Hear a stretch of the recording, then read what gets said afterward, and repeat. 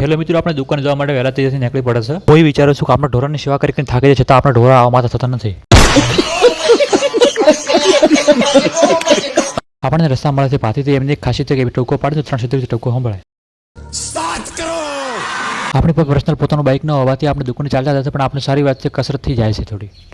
मैं गरीब हूँ.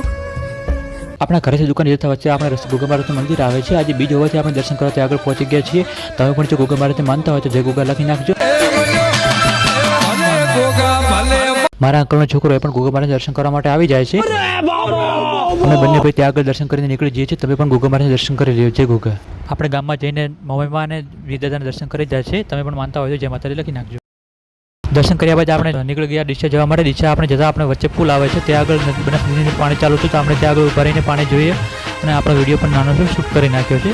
બનાસનદીમાં બહુ સારું પાણીની આવક થઈ છે, તમે પણ જોઈ લો.